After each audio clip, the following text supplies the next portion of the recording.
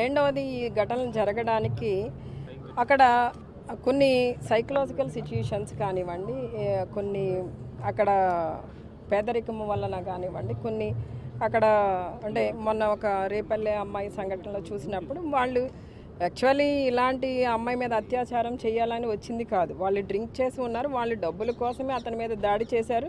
ఆ అమ్మాయిని అది భర్తని రక్షించుకోవాలని ఈ అమ్మాయి వెళ్ళినప్పుడు ఆ అమ్మాయిని పక్కన తోసి విధానంలో అమ్మాయిని బంధించిన విధానంలో అట్లా కొన్ని సిచ్యుయేషన్స్ అట్లా అంటే అనుకోని రీతిగా అప్పటికప్పుడు కొన్ని జరుగుతూ ఉంటాయి.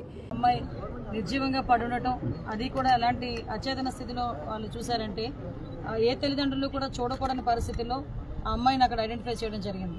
ఒంటి మీద నూలుపోగు కూడా లేకుండా అమ్మాయిని రేప్ చేసి చంపబడింది అన్నది ప్రాథమికంగా పోలీసులు కూడా ఇచ్చిన ఇన్ఫర్మేషన్. అమ్మాయి చంపబడిన తీరు కూడా చూస్తూ ఉంటే చాలా బ్రూటల్గా హత్య చేసిన సందర్భాన్ని కూడా మనందరం కూడా చూసాం. నిజంగా ఇలాంటి సంఘటనలు జరుగుతూ ఉంటే సభ్య సమాజంలో మనం ఉంటున్నామా లేకపోతే ఎక్కడైనా అటవీ ప్రాంతంలో ఉంటున్నామా అన్న విషయం అయితే మనకు ఒక్కొక్కసారి భయం అనిపిస్తుంది.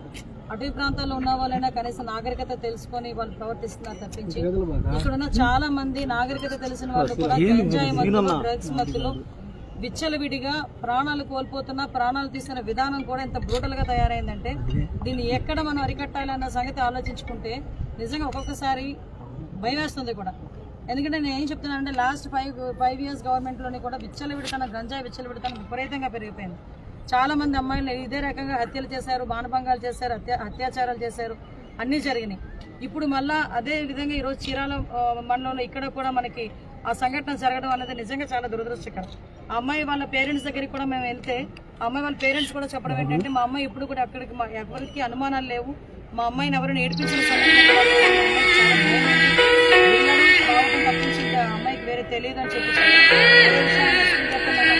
అసెంబ్లీ దగ్గర ఉండగానే నాకు తెలిసిన వెంటనే చంద్రబాబు నాయుడు గారు మన సీఎం గారికి తెలిసిన వెంటనే సీఎం గారు నాకు ఇన్స్ట్రక్షన్ ఇవ్వడం, మేము వెంటనే సిపి గారితో, ఎస్పీ గారితో, మళ్ళీ కలెక్టర్ గారితో కూడా ఈ విషయం గురించి క్లియర్ కట్గా ఇన్ఫర్మేషన్ తీసుకోవడం, అక్కడ నుంచి నేను వచ్చేలోపే మొత్తం ఇన్ఫర్మేషన్ తీసుకోవడం జరిగింది. అయితే ఇప్పుడే అమ్మాయి బాడీని కూడా మేము చూడడం జరిగింది. అమ్మాయి బాడీ కూడా ఈరోజు ఇప్పుడే పోస్ట్ మార్టం జరగడానికి కూడా కలెక్టర్ గారు కూడా దానికి మనందరికీ కూడా పర్మిషన్ ఇచ్చారు. దీనికి ఇమీడియట్గా ఆ విషయంలో స్పందించాలి అని చెప్పి మన లోకల్ ఎమ్మెల్యే గారు కూడా చాలా క్లియర్ కట్గా స్పందించడం, దానికి మాకు కూడా ఇన్ఫర్మేషన్ ఇవ్వడం అన్ని కూడా చేయడం జరిగింది. అంటే ఇప్పుడు విషయం ఎందుకు చెప్తున్నానంటే ఏదైనా సంఘటన జరిగినప్పుడు ప్రాంప్ట్గా అక్కడున్న సీఎం యంత్రాంగం అంతా కూడా ప్రాంప్ట్గా కదిలితే యాజ్ ఎల్ యాజ్ పాసిబుల్ దాని రిజల్ట్ కనుక వస్తుంది. ఈరోజు చంద్రబాబు నాయుడు గారు ఈ విషయం మీద స్పందించి ఇమీడియట్గా డీసీపీ గారిని కూడా పిలిపించుకొని డీసీపీ గారితో ఇన్ఫర్మేషన్ తెప్పించుకొని ఇక్కడ డిపార్ట్మెంట్ వాళ్ళకి కూడా ఇమీడియట్గా వాళ్ళకి ఇన్స్ట్రక్షన్ ఇవ్వడం జరిగింది. వితిన్ 48 hours ఎట్టి పరిస్థితుల్లోనే నిందితులు ఎవరైతే ఉన్నారో వాళ్ళని పట్టుకొని తీరాల్సిందే. దీనికి ఎక్కడా కూడా వాళ్ళెవరూ కూడా దాన్ని నిర్లక్ష్యం చేయడానికి ఎట్టి పరిస్థితి పనికిరాదు. అట్ ద సేమ్ టైం ఆ కుటుంబం కూడా చాలా పేద కుటుంబం.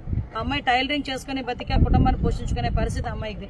అటువంటి సందర్భంలో వాళ్ళ ఫాదర్ కూడా నేత పని చేసే మనిషి. ఆ అమ్మాయి నిజంగా అమ్మాయి కుటుంబాన్ని పోషిస్తుందనే చెప్పాలి. అటువంటి కుటుంబం పోషించే అమ్మాయి ఈరోజు అకస్మాత్తుగా హత్యకు గురవడం నిజంగా ఆ కుటుంబానికి తీరని లోటు. ఆ కుటుంబానికి మేమేదో డబ్బులు ఇచ్చి ఆ అమ్మాయి సిచ్యువేషన్ మేము కొనడం అనేది కాదు. డెఫినెట్గా గవర్నమెంట్ పరంగా అమ్మాయికి ఎక్స్గ్రేషియా ఇవ్వాలి, ఎక్స్గ్రేషియా అమ్మాయికి భరోసా ఇవ్వాలి. గవర్నమెంట్ తరఫున కూడా కుటుంబానికి అమ్మాయిని తిరిగి తీసుకురాలేము, ఎవరు కూడా తీసుకురాలేము. కానీ ఆ కుటుంబానికి ఎంతో కొంత గవర్నమెంట్ నుంచి భరోసా కావాలి కాబట్టి గౌరవ ముఖ్యమంత్రి గారు 10 లక్షల రూపాయలు ఎక్స్గ్రేషియా కూడా ప్రకటించడం జరిగింది. అది యాజ్ ఎల్ యాజ్ పాసిబుల్ ఆ కుటుంబానికి ఎమ్మెల్యే గారి చేతుల మీదుగా కూడా అది ఇవ్వడం జరుగుతుంది.